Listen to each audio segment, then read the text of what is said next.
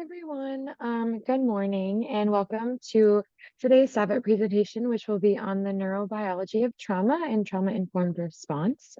I'm Natalie Scott. I am the sexual assault response team and sexual assault forensic exam policy advocate for MCASA.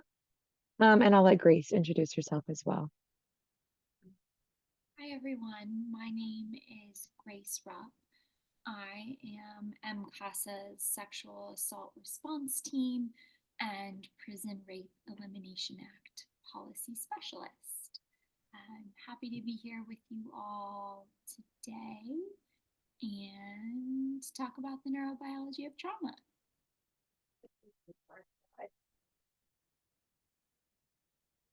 Okay, so we can go ahead and get started. To start out, we're going to talk about what trauma is. So trauma is a normal emotional response to an extremely distressing event. It's important to emphasize the word normal in this definition because the way some people process trauma, they may partake in behaviors that may otherwise seem abnormal. But in the case of trauma, that's a normal way to process what's occurred. So, for example, if someone has experienced a distressing event and is lying in bed all day crying, that may seem abnormal, but given what's occurred, that is a normal response. Another important element to mention in this definition is distressing events, which can vary person to person. So that means that it's something that we individually, on an individual level, get to decide.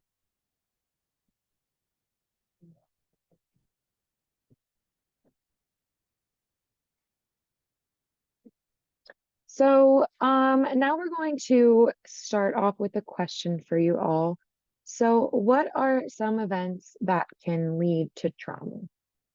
If you feel comfortable, you can just go ahead and pop your response in the chat, and then I'll read some of those aloud, and then we'll give some examples as well as a group.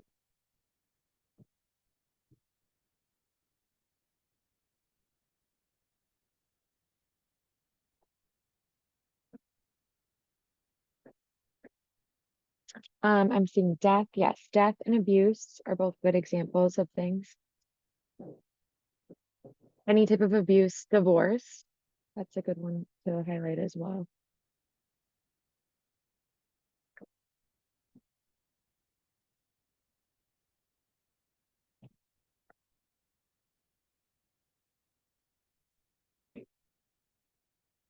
Any other examples we can think of? Rape, right? So sexual assault. Some other important ones to highlight, or I see being yelled at, such as, and which can cause emotional harm. That's very true. Some other examples that are good to highlight are things like community violence. So that can include things like shootings, muggings, burglaries, physical assaults, or even bullying. Somebody highlighted rape, so sexual or physical abuse, which were both highlighted. Natural disaster can also lead to trauma, so things like being or witnessing a hurricane, having like a very damaging or traumatizing experience with like a flood, fires, or an earthquake. Another example that's good to highlight is being in or witnessing a serious car accident. Um, Somebody highlighted this example as well, but also death. So sudden or unexpected death specifically, whether that's through suicide or an accident, or a homicide, serious injury. So burns or a dog attack, major surgery, so something like heart surgery, and then life-threatening illness. So cancer either in adulthood or childhood.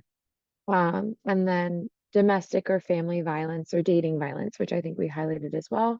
And then finally, war or political violence. So if someone witnesses or is a part of a civil war, terrorism, or if someone is a refugee. And I'm seeing some more examples in the chat as well. There can be financial struggles that lead to trauma, natural disasters, loss of a loved one. Thank you all so much. So I think all of those examples do a really good job of highlighting how the events that can lead to trauma are such a wide array of different events. And things like, abuse and a natural disaster are very different, but they can both lead to trauma. Um, and it is just a wide range of events that can cause this. But now that we've talked about the different events that can lead to trauma, it's important to talk about and establish how these various experiences from these different events can lead to different types of trauma. So to begin, there is acute trauma. So acute trauma can be described as trauma that occurs due to a single traumatic event that's limited in time. For example, a physical assault that occurred one time or a car crash that occurred one time. It's a singular, like standalone event. Another form of trauma is chronic trauma, which occurs as a result of the experience of multiple traumatic events. So, for example, something like ongoing neglect or soldiers being exposed to combat. The next type of trauma is complex trauma. So, complex trauma includes both exposure to chronic trauma and the impact such exposure has on an individual. So, for example, this may apply to survivors who are involved in a human trafficking situation where traumatic events occurred to them continuously. This can also be trauma experienced by refugees. And then finally, system induced trauma occurs as the result of systems that exist in society. So, for example, the traumatic removal from a home, admission to a detention or residential facility, or multiple home placements within a short time due to foster care, or something similar to that, which can also cause things like sibling separation and poverty. So that's all part of system induced trauma. So now that we've established how these different events can lead to different types of trauma, I want to kind of talk about behaviors. So I have another question for you all. After learning about trauma and some of the causes that can lead to it, how do you think that someone experiencing trauma would behave? So once again, we can just answer this question in the chat, and I'll read them aloud as we go. Personality change, yes. So you can see a shift in behavior, closed off.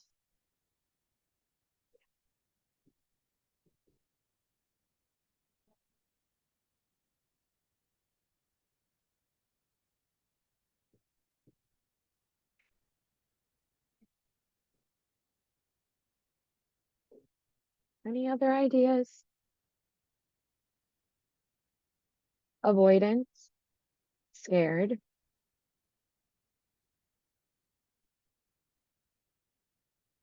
reckless.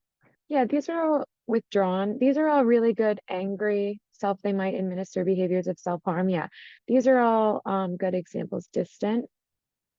So I think that you all did a great job with your responses, highlighting that people who experience trauma can really behave in a variety of ways, right? You all responded with things like maybe being angry, maybe having a personality shift. That doesn't necessarily mean they're a happy person, now they're an angry person. It could really shift, and they could maybe start doing reckless behaviors. They can maybe be exhibiting much more cautious behaviors. It really depends individually on the person.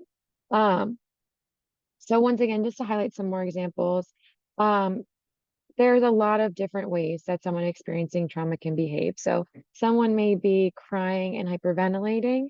Um, Someone may be extremely angry. Somebody may be disassociated, or as someone highlighted, withdrawn. Someone could experience shock. And then also someone may be happy and joking and administering behaviors as if, they seem like they're in a good mood, but it's just the way that different people process trauma. I know also there's a thing typically in, I think, my generation, Gen Z, where there's a lot of sort of partaking in things like trauma jokes. But that's just a different way that people choose to process trauma. So it really depends individually um, on the person and how they decide to process their trauma. So these examples all go back on the idea of what we were saying earlier, that responses to trauma may seem like abnormal behaviors. but there are normal responses, and there's not one singular way to process trauma.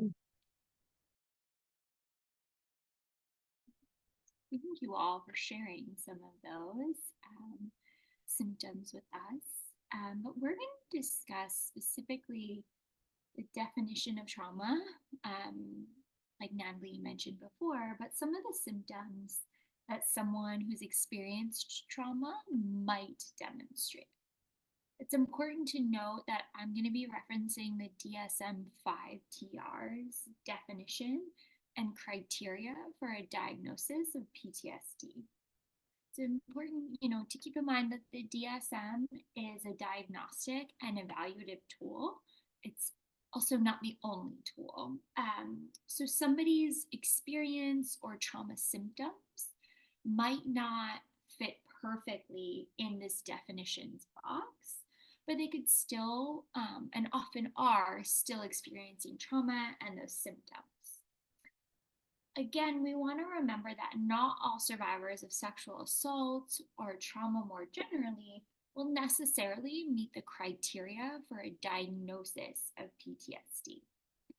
That is normal and does not invalidate or suggest in any way that the trauma they experienced wasn't bad enough or difficult enough. Simply put, it just means that their experience doesn't match this definitions box. So important in this definition of PTSD is that a person was had the ability or was exposed to actual death, threatened death, serious injury, or sexual violence in the following ways. So directly experiencing the traumatic event, witnessing the event in person. So as the third party, you can experience these symptoms from learning, the traumatic events that have occurred to a close family member or even friend, right? So hearing about folks' experience with trauma or loved ones' trauma. Additionally, you can be exposed through experiencing repeated or extreme exposure to adverse details of traumatic events. So you often see this in folks who are in first responder roles. So law enforcement officers, nurses, doctors, crisis intervention advocates, therapists, right? They repeatedly hear about the extreme details that trauma survivors have experienced, and that takes its toll. So this is just a definition of PTSD diagnoses, but oftentimes you'll see some of these symptoms in those who've experienced sexual violence.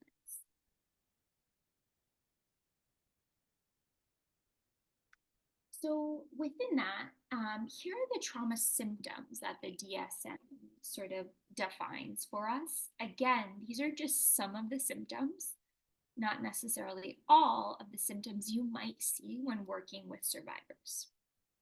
So you'll see intrusion symptoms. What we mean here are, those symptoms that center around re-experiencing the event. This often looks like unwanted memories, nightmares, what we understand to be flashbacks. Survivors may also see some of those avoidance related behaviors. So avoiding trauma related stimuli or colloquially triggers. So they might avoid things that remind them of their experience with sexual violence. So you can see on the screen here different maps. If you think about college survivors when they're on campus, they might avoid certain areas on campus that remind them of the event or where folks frequent. So avoiding certain things that remind them of the event itself is a common one for folks who meet the DSM's criteria for PTSD. You'll also see folks experiencing negative alterations in cognition or mood. Simply put, right, that falls within the cognitive distortion realm. Um, so survivors may isolate themselves, right? They may not enjoy things that they used to. They may experience more negative thoughts and feelings, those feelings of self blame, self criticism, shifts in mood that maybe didn't exist before the event itself. You might also see survivors experiencing flat affect, so just a decrease in emotional state altogether. And then finally, you'll see survivors have alterations in arousal and reactivity. So, thinking about arousal and reactivity as a spectrum, oftentimes you'll see folks who are hyperactive or hyperreactive when they experience a trauma related stimuli. So maybe they're more jumpy or jolty than before, that hypervigilance. And then on the other end of the spectrum, you might see survivors experience things um, more in line with flat affect. So, not experiencing or struggling to experience, rather, um, pleasure in things that they previously enjoyed. So, not getting the same um, meaning or enjoyment from activities that they used to enjoy and take pleasure in. So, that decrease in arousal.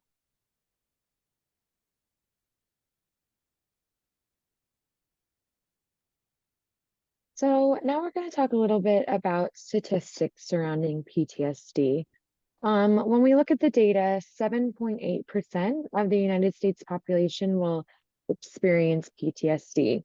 Um, from that 7.8% of people that are experiencing PTSD, 31% of those individuals are sexual assault survivors. So while that is less than half, it's still a large percentage of individuals who meet the criteria for this diagnosis. And I think, yeah, we can see that on the slide, just a visual representation of those statistics. So from here, we always throw this out to the group. And Natalie, if you could read this in the chat, that would be great because I can't see. Um, what do we know about false reports, or what do we think about false reports for sexual violence? So if you wouldn't mind, if you feel comfortable popping in the chat, do you have a number in mind around false reports or a statistic that really sticks out to you? We bring this up in neuro because we think it's one, important to address, but also to think critically about the research that we're using when talking about sexual violence. I'm getting a chat that people are having a hard time hearing you. I am trying to speak up as best I can. I have headphones in. I'm not sure if that will help. I'm able to hear Grace fairly well, if that helps anyone. Okay, I'm seeing in the chat, and if you guys ever have clarifications about anything that Grace is sharing, just pop in the chat and I'll respond.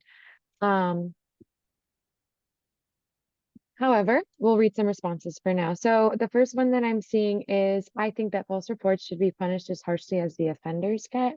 I'm seeing that they are rare. I'm seeing that it's rare. Once again, it's rare. Thank you all. I appreciate that.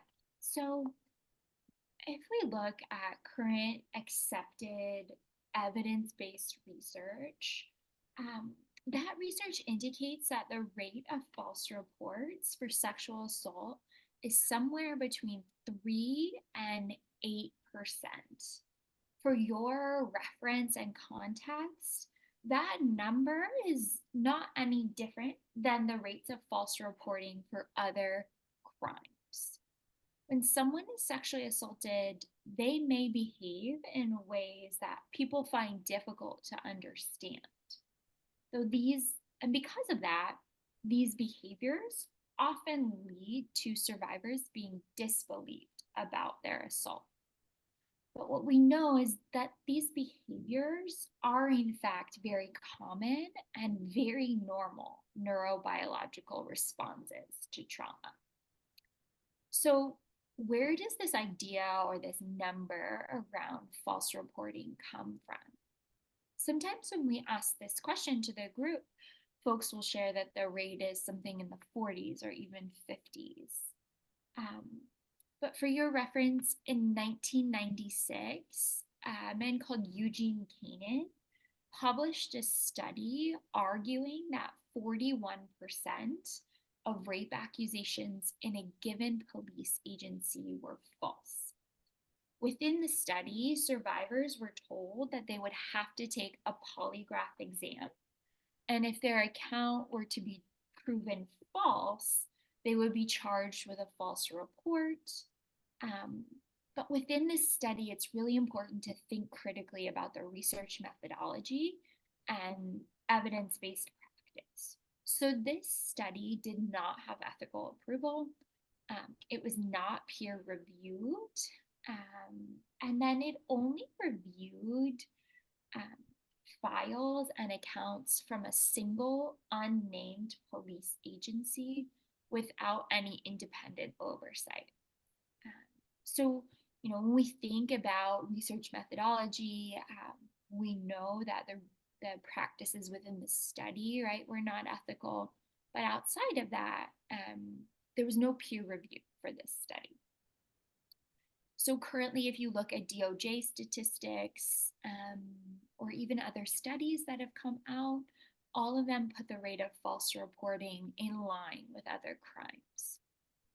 We mention this because it's important to remember that folks are having a neurobiological response, right? And that's a very normal reaction to a series of very abnormal events. There are so many different parts of the brain impacted by trauma. And today we're just going to learn about a few on a high level, but remembering that folks are having a very normal response.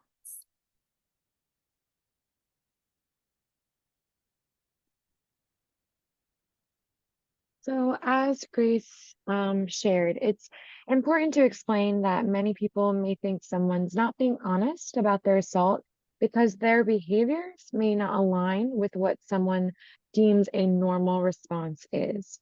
However, these are all normal responses, and we're going to kind of explain why as we go into the neurobiology of trauma and what happens in the brain. Right, job. So I'm going to switch and stop sharing my screen and show you a brief video. This video is about 10 minutes just for your reference. There will be closed captions. And of course, our interpreters are here as well. But just so everyone is on the same page, the accent in the video is Scottish, so sometimes we hear feedback that it can be difficult to understand. I would also recommend turning your volume up for this particular video. But the closed captions from YouTube are often imperfect given the accent changes. So I'm just going to pull this up briefly for everybody. Give me 2 seconds. All right. So, share my screen here one more time. From here. All right, Natalie, can you see this? Perfect. Okay, volume is up, and I will get going.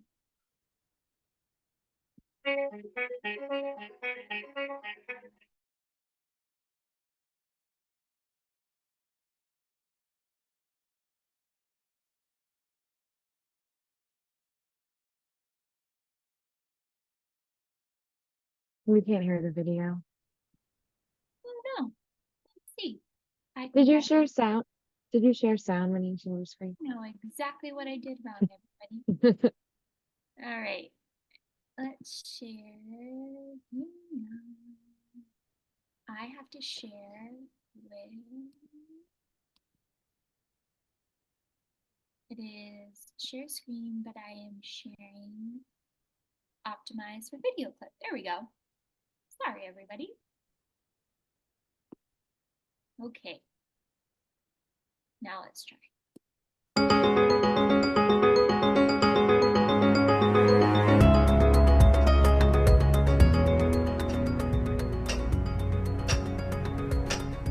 We need to take a statement so we can establish what happened on Saturday night. What time did you get back to David's flat? What time? I don't know. Can you give us an estimate? I don't remember. Would your pals remember what time you left the club? He seemed nice.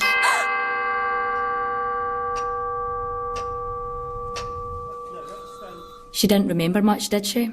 I know. And now we've got to waste more time on a daft lecture. We know how to deal with victims. We've had years of experience. Well, some of us have had more years than others. I'm in my prime, I'll have you know. That'll be right. Today's session is about trauma. The latest in brain science will help you in your work. I'll start with a tour of the parts of the human brain. The reptilian brain maintains basic bodily functions. The limbic system is also instinctive. It deals with fear and pleasure. For example, you pat a dog, it senses pleasure, and without thinking, wags its tail. The neocortex is the site of logic, imagination, planning and control. It's more sophisticated, but because it's conscious, it's slower than the older parts of the brain. The amygdala is a key part of the limbic system. It has one job: to sense danger and set off the alarm. When it's a matter of survival, the primitive parts of the brain override the conscious part. There are 3 possible survival responses: fight, flight, or the one that people don't think of, freeze. When the alarm goes off, blood and oxygen are diverted to muscles, adrenaline floods the body, and all systems that are not crucial to survival are switched off. Normally, the job of the hippocampus is to file memories so you can retrieve them later, but in times of danger, it stops filing memories, which makes it harder to gather evidence later on. Instead, the hippocampus switches to pumping cortisol. What's useful about cortisol is it stops us feeling pain, so we can focus on survival. Can anyone give me an example? A farming accident where a man carried his own arm for a mile without feeling any pain? Yes, excellent example. It is an evolutionary safety mechanism which is fast and instinctive. In essence, it's our body's very clever way of protecting us. To recap, an example of the 3 parts of the brain working together. You're standing at a bar. Your reptilian brain is keeping your heart beating. You're enjoying the pleasure of a nice pint with your limbic system. You're using your neocortex to work out if there's time for another before the last train. What could happen to make the amygdala kick in? What if this happened? The way you'd respond would depend not on your logical brain, but on your instinctive brain. Being glassed in a bar would be a traumatic experience. Who can give me another example of an event that can cause trauma? War? Rape? A car crash? Good, yes. Trauma occurs when a person is overwhelmed by something beyond their control. The survival brain takes over the rational brain. It can lead to post-traumatic stress disorder, PTSD, with symptoms that last at least a month. Vicarious or secondary trauma is something you may experience if you deal with incidents such as rape or sudden death, or think of Lockerbie, Dunblane. You're not superheroes. Having a brain makes you all vulnerable to secondary trauma.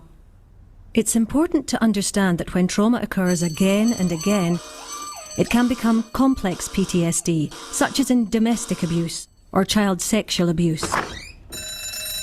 The alarm system in the brain becomes jammed. Memories are stuck in the limbic system, so a trigger can set off the alarm. The trigger could be anything: a colour, a smell, a sound, a sensation. Now, the indicators of trauma. What should you be looking out for? Depression. Crying a lot?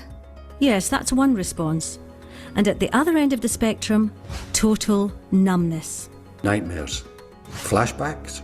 Stress. Good, yes. And they may feel sick. Also, shame, feelings of guilt, inability to enjoy sex, social isolation, triggers. People often feel overwhelmed by the symptoms of trauma. This can lead to using alcohol or other drugs to block out memories, or self-harm, or dissociation when a person's mind detaches from reality. Indicators can be specific to the type of trauma. Say, dental problems, when someone who was orally abused avoids going to the dentist. A victim of abuse might bond strongly to her abuser. This is known as traumatic bonding, or Stockholm syndrome. And jumbled up memory, when a person's normal recording of memories doesn't work. Can you recall any times you've seen that symptom? What time? I don't know. A traumatised person may not seem like her usual self, or may be hypervigilant, on edge, or being startled by everyday things. Everyone is different. You never know what impact trauma will have. Symptoms can change from day to day. So what does all this mean, in practice, in your job? A traumatised person's brain is protecting them, but that normal human response of self-protection can get in the way of evidence gathering. The US military has developed new trauma-informed interviewing techniques that you can use to work around this. Research shows that if someone seems vacant, they could be distracted by their traumatic memories. Try to ground them by asking a simple, non-patronising question such as, "Are you thirsty? Do you want a glass of water?" This can help bring them back to the here and now. Don't expect a logical, linear story. Ask, "What can you recall just now?" Find out what the victim physically felt or saw. Working this way, from the instinctive sensory parts towards the logical parts of the brain, you'll get more results. In conclusion, 4 things for you to take away. Trauma response is the brain in survival mode. Repeated abuse can make trauma symptoms worse. In response to trauma, people will behave in unexpected ways.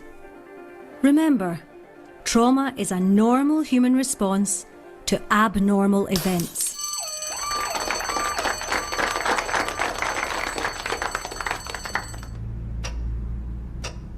We know that you've gone through a really painful experience, but we need to take a statement to understand what happened on Saturday night. Are you able to tell us anything that you remember about his flat? Anything at all? A dog. Barking. Are you able to remember any physical sensations or feelings that you had? Cigarette smoke. I can smell it now. What was going through your mind? I couldn't understand it. I just couldn't move, or even scream. To freeze is a perfectly normal response. So you start with the memories, you don't start at the beginning. You have to engage with our feelings to get to the facts. Makes sense. Check you, Professor, getting all sciencey on us. Well, if it gets us usable evidence. There's life in the old dog yet. Oi.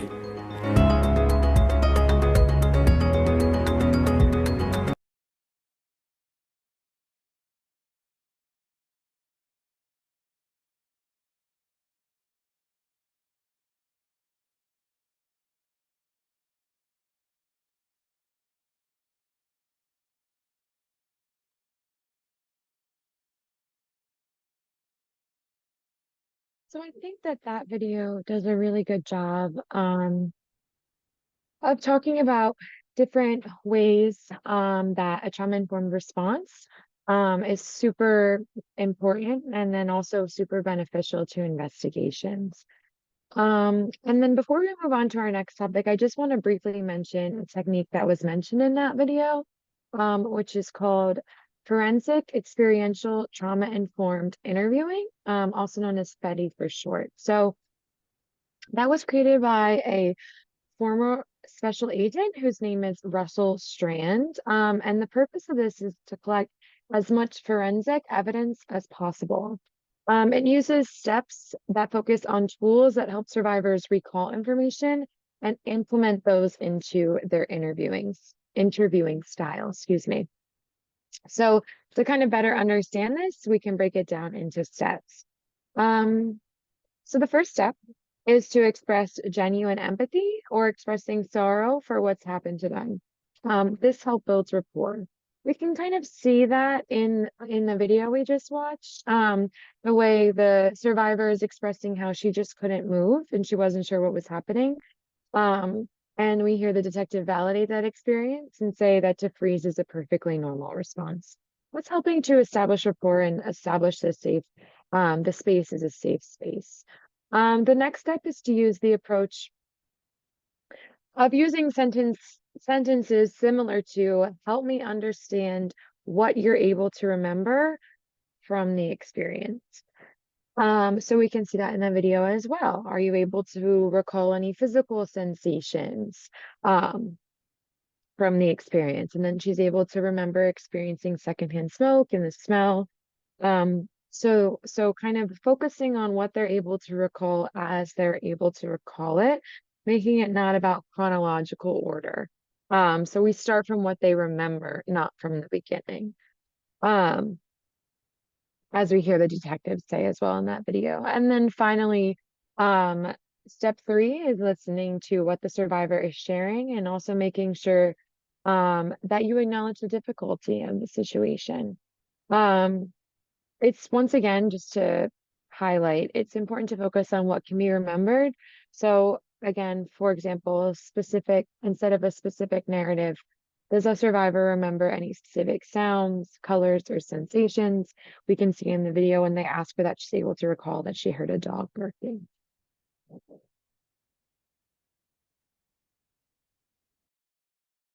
So we're going to talk a little bit about other responses to trauma that you'll see in other service providers. So the International Association of Chiefs of Police, the acronym is IACP, sets out guidelines for officers involved in shootings, meaning how an individual law enforcement agency should respond after an officer fires a weapon at a civilian population. The IACP recommends that officers who fired a weapon or were involved in what's called a critical incident should be encouraged to immediately step away from the scene and be transported to a safe and supportive environment and given access to a trusted peer for privileged and confidential communication. While officers may be asked to provide pertinent or minimal facts about the incident, wherever feasible, officers should be given the opportunity to have at least one sleep cycle before a more intensive interview. Depending on the nature of the incident, the safety concerns, the demands on the agency, and even the physical status and safety of the officers, this respite period can be anywhere from a few hours to even a few days. So if we're expecting our officers to meet these elements and have access to the same level of support, we should also expect this for sexual assault survivors. They should have access to a safe place, access to a confidential advocate, and then the more that folks have access to that sleep cycle, oftentimes the more they can remember about what happened to them.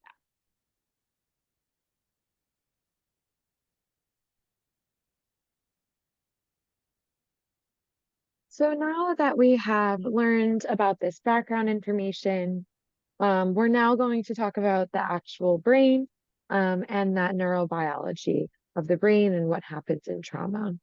So the easiest way to do this is just by starting and looking at different parts of the brain. So to begin, the prefrontal cortex controls normal thoughts, or also known as your executive functioning. It's activated and allows you to focus. The next part of the brain we're going to talk about is called the amygdala. So the amygdala scans for environment threats. It can also be known as the fear center of the brain. It notifies you when you're in a dangerous situation. So when the amygdala starts to go up, the prefrontal cortex goes down and it shifts away from everyday tasks to the fear you may be experiencing or environmental threats.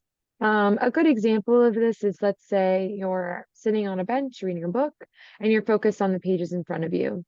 You notice someone is staring at you intensely in a way that makes you feel uncomfortable. You can no longer focus on the pages because your amygdala is going off. On the other side of this too, your prefrontal cortex would typically use executive functioning to get out of the situation, or call a friend, move elsewhere. But because you're so focused on the fear, your focus on environment threats may be preventing this functioning from occurring. So now that Natalie has gone over more of the specific parts of the brain, there's some other structures in your body that help us manage a traumatic event. So the three structures I would like to begin with are the hypothalamus, the pituitary gland, and the adrenal gland. These three structures make up what's called the HPA axis. If you think of your hypothalamus, we think about it sort of, or it's described as the grand central station of the brain. Its primary job is to communicate with other structures in your brain and your body about what needs to happen to keep you safe. So specifically, during a traumatic event, the hypothalamus communicates with your pituitary gland. This is often, again, referred to or described as the master gland. It controls all the other glands in your body. In the instance of a traumatic event, it's speaking specifically to the adrenal glands, which are held near your kidneys. So these three structures make up the HPA axis. The hypothalamus signals to the pituitary gland, which signals to your adrenal glands. Typically, this is something traumatic is happening and the body needs to respond. So the body starts to release hormones or chemicals through your adrenals, and the adrenals start to flood your physical person with various hormones that help you manage a given situation.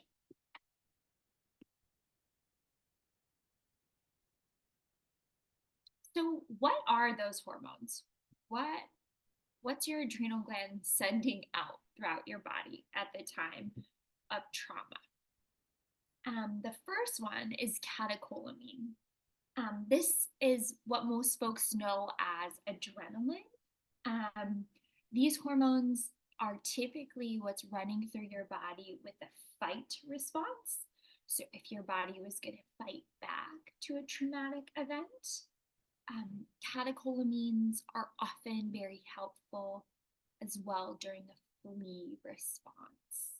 So trying to get away from a given traumatic or threatening event. So catecholamines or adrenaline are particularly helpful in managing fight or flight responses. In conjunction with adrenaline, we have cortisol. Most of us kind of know that as the stress hormones. Cortisol levels are going to affect your energy. So it's going to give you more energy so that your body has more capacity to fight back or even flee a given situation. Then we have opiates. We know that opiates serve to block any sort of physical pain. Your body naturally produces them, and having that blunting of physical pain is often very helpful for survivors in getting through a given situation. Then finally, we have oxytocin, which interestingly, when I think of oxytocin, I kind of think of feel-good feelings, or honestly, things like hugs, holding a baby. But they create physical positive, that sensation of positive feelings. So to try to contextualize this, the body will try to even out some of those big hormonal shifts. So the body will release opiates and oxytocin to help manage the physical pain and the emotional pain that somebody is experiencing at the time of trauma. The release of opiates and oxytocin will help blunt that emotional and physical experience of pain.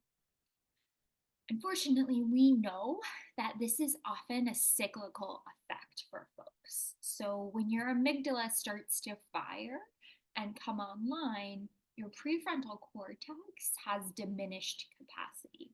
They work in tandem together. So when your amygdala is continuously firing, right, your adrenal glands are going to release all of these stress hormones, meaning that our planning and our executive functioning, our capacity to analyze and reason is continuing to decrease. This is where we start to rely on learned behaviors. The reality is that most of us don't have learned behaviors to fall back on.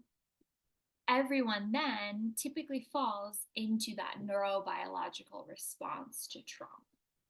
This means that all of us have a neurobiological response to trauma. It might look slightly different on how we navigate, right? So we don't all go into fight. Some of us go into flee or fawn, or even tonic or collapsed immobility. But our bodies are built, as are our brains, to keep us safe. You'll see folks in the military, law enforcement, even members of the medical and mental health care industry or fields have training to build some of those learned behaviors on how to manage trauma or manage very high stress situations. So when they feel this stress or neurobiological response kick in, they can rely on learned behaviors to respond in an effective way in a given situation. Sexual assault survivors do not, nor should they, have that training or learned response to trauma. So their body often goes into this hormonal stress response that frequently compounds itself.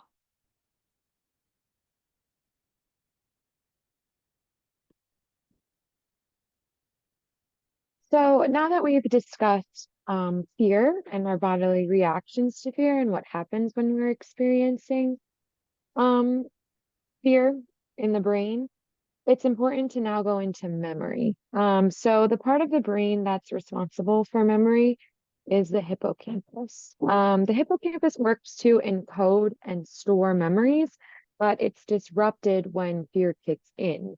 So when understanding this, it's specifically important to highlight super encoding versus minimal encoding. So super encoding occurs when an individual remembers something really well.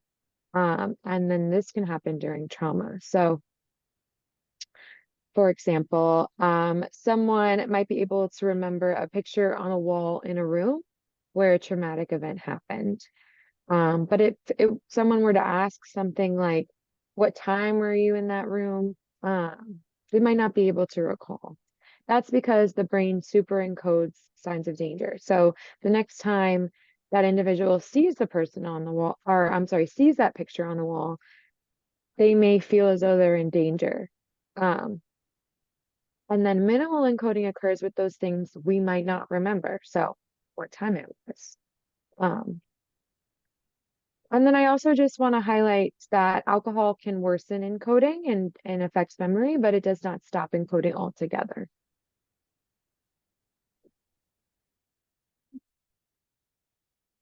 All right, so what does this look like in the body to maybe a third party or a witness? So if you were viewing someone's neurobiological response to trauma in real time, how would this present to you? Or how would this look to you?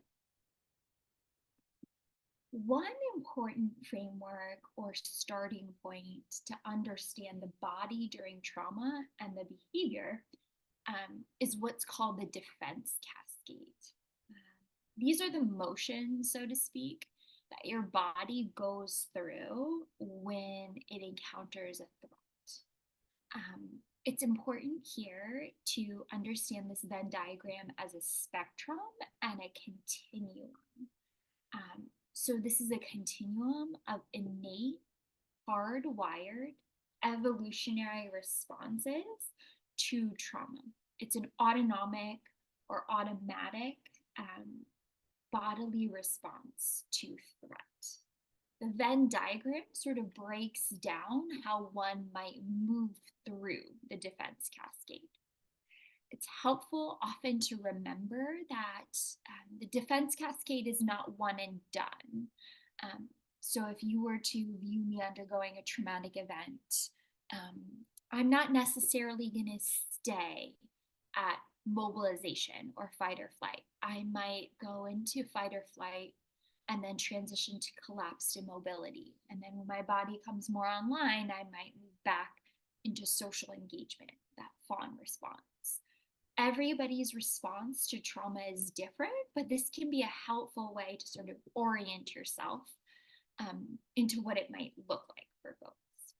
Additionally, when working with survivors or folks who have gone through multiple traumatic incidents, it can be helpful to normalize that your trauma response might look different event to event. So I might have frozen the first time I experienced a traumatic event, but the second or third time I might have transitioned into collapsed immobility. So we don't sort of have one or a singular response event to event. But you'll see at the bottom of the Venn diagram that arousal threat. So this is where fear starts to kick in. So this is typically where you'll see a survivor appraise a situation if they start to believe that escape is futile and they know that this event is going to happen, right? This is where your survival instincts kick in. This is where you start to see diminished capacity in the prefrontal cortex and your body's starting to flood you with hormones. This is where your amygdala is coming online in a major way. From that initial arousal threat or that freeze, right, you'll see folks then transition into the various types of responses on the screen. So you'll see fight or flight. That's that active defense response to a given threat. Freeze is what we would think about as fight or flight on hold. So typically they're stuck in that arousal threat position. Tonic and collapsed immobility, Natalie and I will review in subsequent slides, but it is that freeze response sustained. Collapsed immobility is a variation on tonic immobility, and you'll see folks undergo losses in muscle tone, in consciousness. Tonic and collapsed immobility tend to be sort of a last resort strategy that our body goes into. On the other side of the Venn diagram, you might also see what we might think of as a fawn response. So social engagement that works to appease, compliance-based behaviors that tend and befriend framework. So why do we want to understand these responses as providers? First and foremost, right, we want to validate and normalize survivors' response to trauma. But then it's also very helpful to be able to target our interventions wherever we are in the response process to help survivors understand the basis of their response, which can help, alleviate some of that guilt or even some of the other negative emotions survivors might feel. But thinking about those targeted interventions when working with survivors, right? If somebody's just come out of fight or flight and they're in their window of tolerance, outside of their window of tolerance, handing them a one-pager with a bunch of text and complex information is not going to be helpful. So thinking about our interventions matching the level of activation that somebody's having when they have a neurobiological response.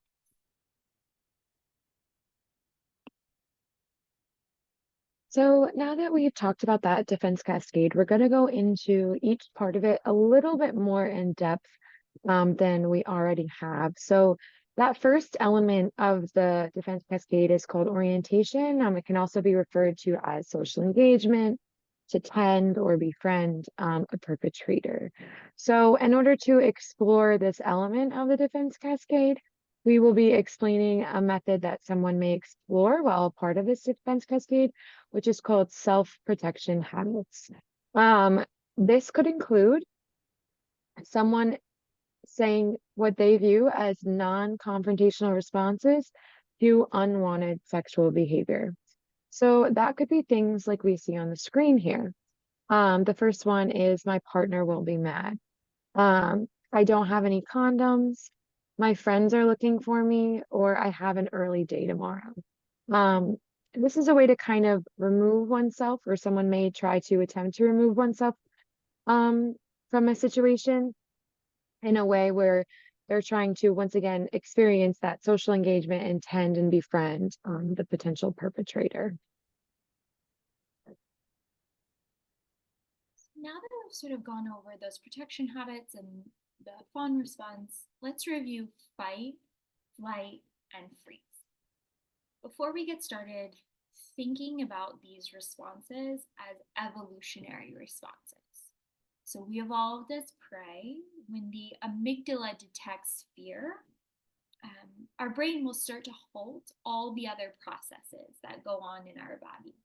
So we evolved as prey. We typically freeze first, then flee if possible.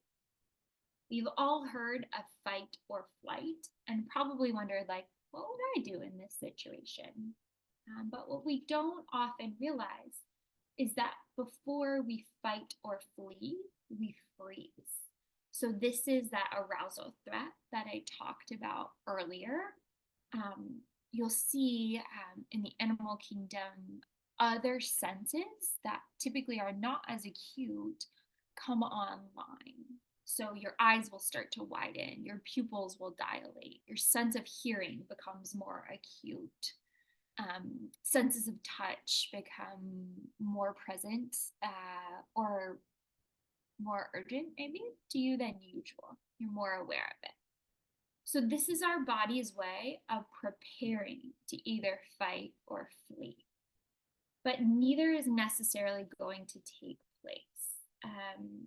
It's that initial freeze response that we see here. Freeze can, you can be stuck in freeze. So you'll have that initial arousal threat. You might go into fight or flight, but that freeze response can transition into what's called tonic or collapsed immobility. This freezing is the brain's way of allowing our body and our person to enter into a state of vigilance for processing incoming attacks. The brain can remain frozen and you stay in tonic or collapsed immobility.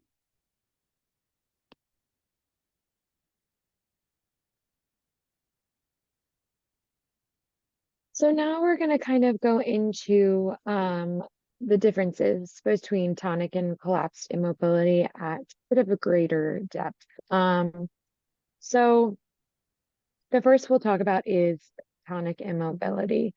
This can be described as an uncontrollable paralysis in response to intense fear. Survivors could cause this as freezing.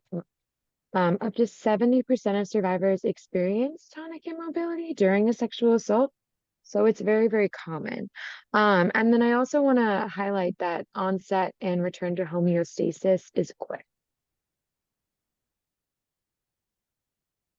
So from tonic immobility, you may see survivors experience what's called collapsed immobility. Oftentimes, folks will describe it as feeling like a rag doll. So survivors might lose muscle tone and sometimes even consciousness. You'll hear folks describe this as kind of going limp. And the onset to homeostasis takes much longer. You'll see folks' heart rate decrease. They'll have larger shifts in consciousness. Um, you see this in the wild as like, possums playing dead. Um, if you sit through a forensic exam, you'll also hear nurses ask about incontinence. Some of that is because survivors in collapsed immobility might lose that muscle tone to maintain continence. This can help explain, right, why survivors might immediately fall asleep after experiencing sexual violence. A lot of people might ask, like, how did this person fall asleep after they were sexually assaulted? Collapsed immobility can help contextualize that behavior.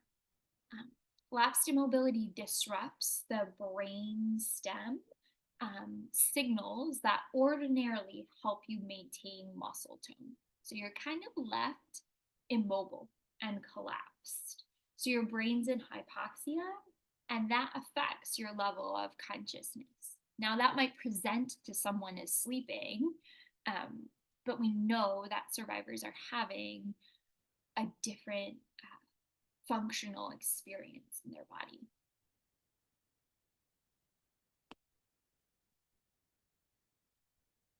So now we're going to talk about neurobiological responses in the animal kingdom. So there's a lot of examples of both tonic and collapsed immobility in among other animals in the animal kingdom. So, for example, in terms of tonic immobility, sharks experience this. We can see that on the animation here.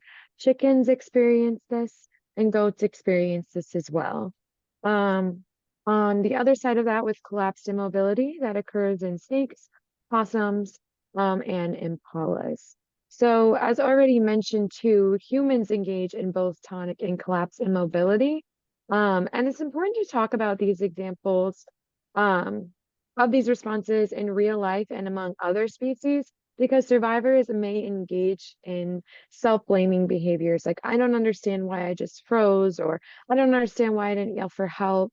But explaining that it's a physiological response that happens and it also occurs in other species can help explain to survivors that this is not their fault and it wasn't their choice. So another sort of possible neurobiological response you might see is disassociation. People describe this as feeling, blank, disconnected from their body, entering sort of that functional autopilot. Important to remember here, right, is disassociation is a spectrum of behavior, anywhere from adaptive to maladaptive disassociation.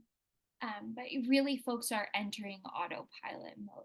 So sometimes you'll hear survivors who commonly experience disassociation or did at the time of their assault as almost hovering above their body or witnessing the event as like a third party. Disassociation is really that autopilot mode, regardless of context. So oftentimes you'll see compliance-based behaviors here, right? So survivors are entering autopilot, and because of that, they may be doing exactly what somebody is telling them to do, including a perpetrator. So being able to contextualize these symptoms and these responses can help normalize how somebody might have responded at the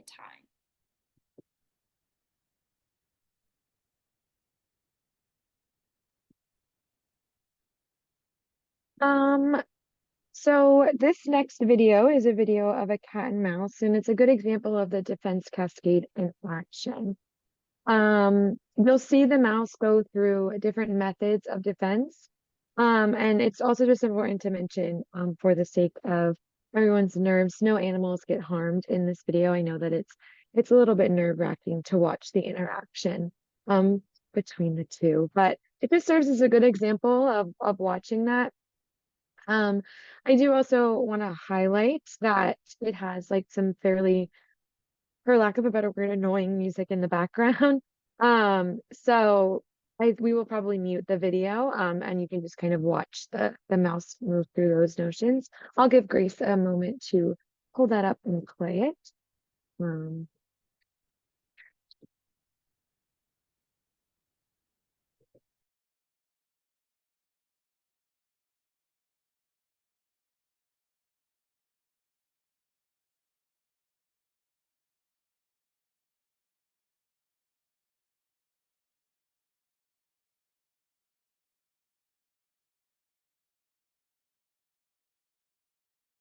So there won't be any sound for this video, just so you, per Natalie's previous point.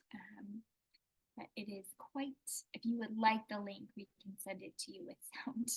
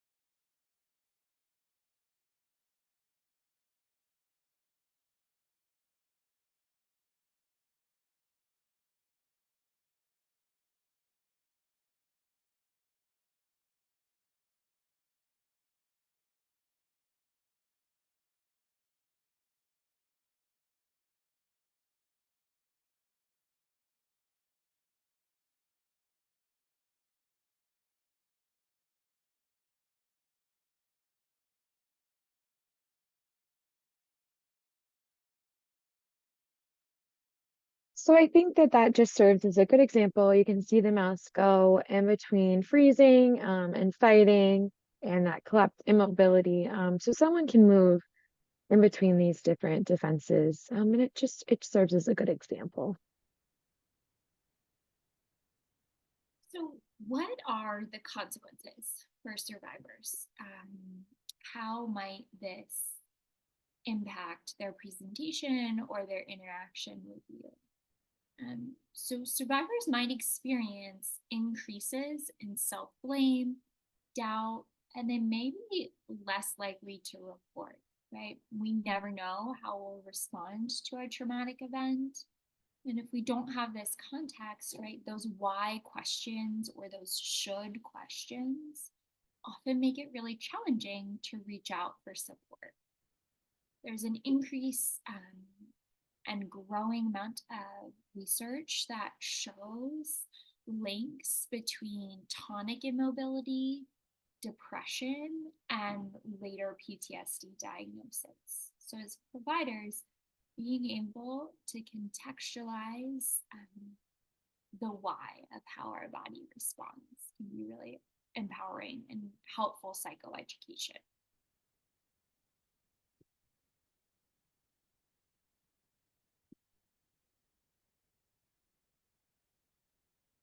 So now we're going to go into a little bit about brain activity and understanding specifically attention and focus. So we're going to start out by talking about top-down attention, which is the internal guidance of attention and focus on what will help us meet our goals. So, for example, looking at the main goal we want to achieve, and then focusing on the actions that can help us meet those goals. This is different from bottom-up attention, which is attention driven purely by external stimuli and factors, and it's known as a fear response. So for example, if someone points a gun at you, you might only be able to focus on the gun in front of your face and not on who is holding it. So when someone asks you to describe what the person looked like when they held you at gunpoint, you might not be able to recall because your focus was driven elsewhere. When we think about the brain activity of perpetrators of harm, and victims or survivors of harm, right, that brain response looks very different. In the typical perpetrator, forgive me, you'll see that their prefrontal cortex is online, meaning that their stress response hasn't kicked in the same way that it has for survivors. They're more in control of their emotional brain, even when acting compulsively. So the perpetrator is able to analyze, think, plan, adjust, and carry out, because our prefrontal cortex is able to modify and direct behaviors. For the victim, though, right, you'll see that fear circuitry kick in. Your prefrontal cortex is still online, but it's certainly at a diminished capacity. And your amygdala is firing. So all of those stress hormones are starting to flood the body, meaning that that executive functioning piece or that response piece looks very different. So our actions and attention are driven by perpetrator actions. Behaviors are controlled by emotional reflexes and sometimes by those habitual or learned responses that we talked about earlier. But again, a very different operating procedure and brain function when we compare the two.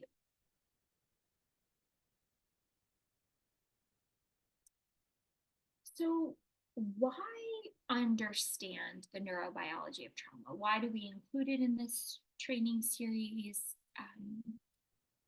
What does it mean to be trauma informed? I feel like that term comes up quite a lot. But one of the things that we think about is remembering the neurobiology of trauma when working with survivors. So if you were to ask me, for example, would you be willing to share the details of your best sexual experience? Or who would you be able or willing to share the details of your best sexual experience with? Candidly, that list is very, very small. And again, that's my best sexual experience. That's probably maybe dear friends, therapy, my partner, right? That list is limited. So why am I asking myself this question in front of 50 people, right? If I'm unwilling to share my best sexual experience with someone, how can we expect someone, me in this case, to share my worst sexual experience, potentially the worst day of my life or the worst thing that I've gone through? When somebody reports support for sexual violence, whether that's to the hospital, to law enforcement, to advocacy, to therapists, right? We are typically or often asking them to share potentially one of the most traumatizing experiences of their lives. Outside of that, we're also usually asking them to share that experience with a total stranger, somebody that they don't know. So if I'm unwilling to share my absolute best experience with people I know, remembering that when we work with survivors, we're asking them to share with a complete stranger something that might have been horrific for them, and really foregrounding that in our interactions. So when we think about trauma-informed service, we want to ensure that all of our interactions with survivors is within this orientation and framework. Meaning that service providers need to be able to recognize the signs of normal trauma reactions. We want to strengthen our response by communicating in ways with survivors that match their level of activation and meet them in the here and now. So meeting them where they are. And then we want to adapt our services to avoid increasing trauma. So we can't guarantee safety for survivors. We can't guarantee that we won't re-trigger them or trigger them, but we can work to make sure that our services don't cause them more harm. This is really becomes a lot easier to do when we foreground our work in trauma-informed care.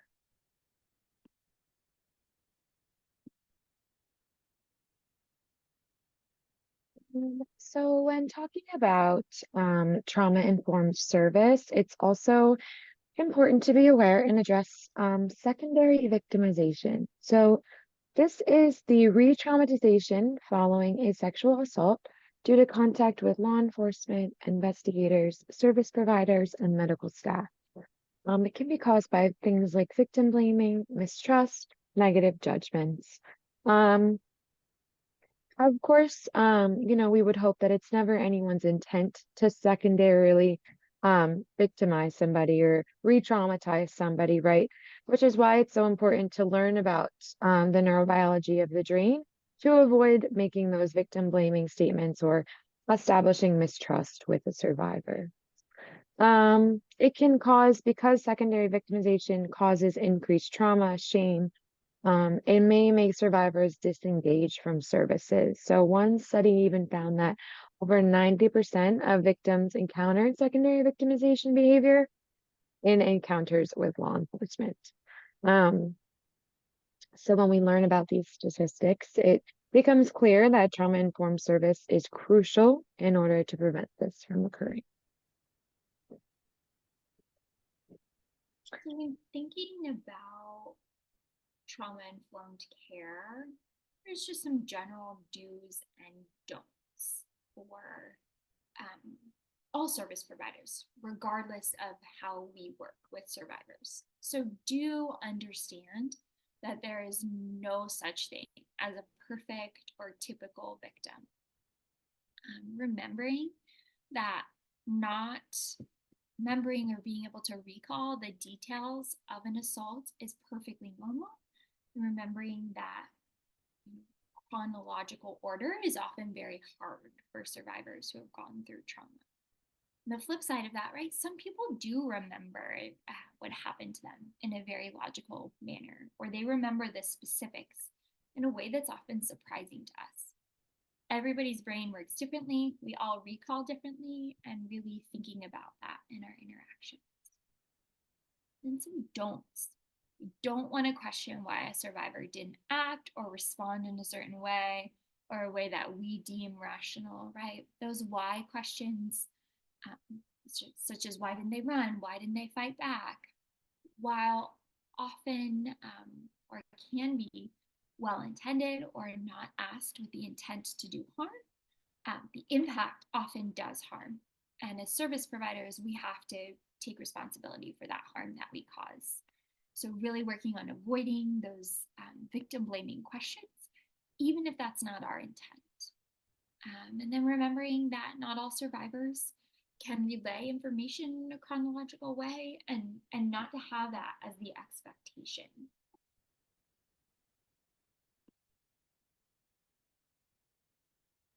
So that is all we have for you all today. If anyone has any questions, you can put them in the chat while we're still on, or if you have any that come up, you can email either of us. We share our emails on the screen here if you'd like any information on any of the studies we touched on, or statistics that we shared. We can always connect you with our sources. So that is all we have. So I'll give it back to Alyssa.